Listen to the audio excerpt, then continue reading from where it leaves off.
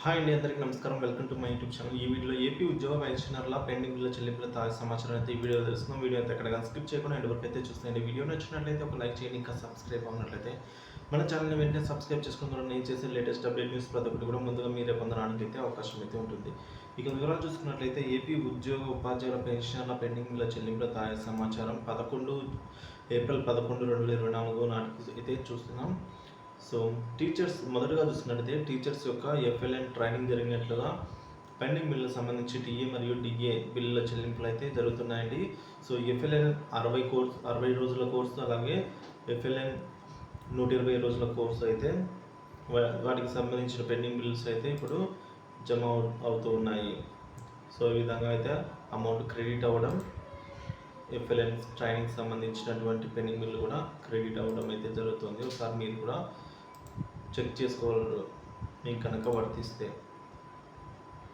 ఇక ఉద్యోగం సంబంధించిన పెండింగ్ బిల్లులకు సంబంధించిన తాజా సమాచారం విషయానికి వచ్చినట్లయితే డిఏ, డిఆర్, ఎస్ఎల్స్, టీఏ, అలాగే హెల్త్ డిపార్ట్మెంట్ పెండింగ్ బిల్లు ఇవన్నీ కూడా రావాల్సి అయితే ఉందండి. సో వీటికి సంబంధించి ఇప్పుడు తాజా సమాచారం చూద్దాం. ఆర్బీఐలో ఉన్న budget bills, surrender leaves bills, supplementary bills, RR bill status, bill refund to DDOs as per Act of 39 and 50 of AP Financial Code Volume Number 1.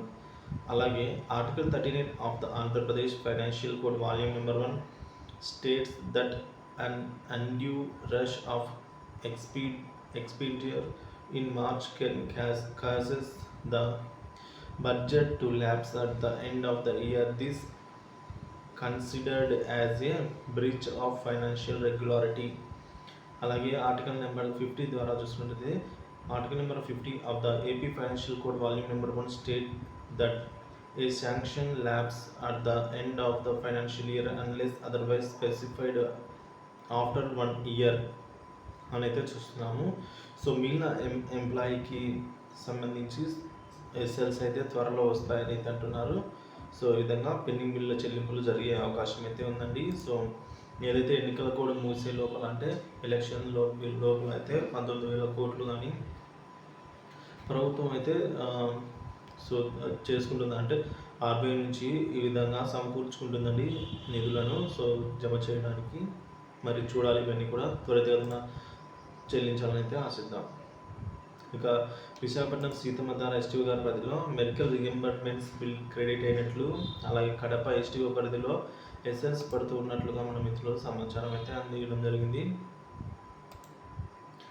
ఇక అదేవిధంగా మనం చూసుకున్నట్లయితే పెండింగ్ బిల్లుల వివరాలు ఒకసారి మనం చూసుకున్నట్లయితే ఏపీ ఉద్యోగ ఉపాధ్యాయుల సరెండర్ లీవ్స్ అయితే పెండింగ్లో ఉన్నాయి. ఇక GPF loans, APGLI loans, GIS కొంతమేరకు చెల్లించడం జరిగింది. ఇక సరెండర్ లీవ్స్ అండ్ ఎన్హాన్స్మెంట్, అలాగే పెన్షనర్ పిఆర్సి, అలాగే పెన్షన్ల డిఆర్ బకాయిలు, మెడికల్ రియంబర్స్మెంట్స్, ఎంప్లాయీ డిఏలు అయితే రావాల్సి ఉందండి. పిఆర్ సంబంధించి ఎస్ఎల్, టీఏ, ఈ విధంగా మెడికల్ బిల్స్ అయితే ఇంకా జమ కావాల్సి ఉంది. ఇవన్నీ కూడా ఈ ఎలక్షన్స్ లోపే, అంటే మరో 9,000 కోట్ల నిధులు అయితే సమకూర్చుకుంటుందండి రాష్ట్ర ప్రభుత్వం ఆర్బీఐ నుంచి.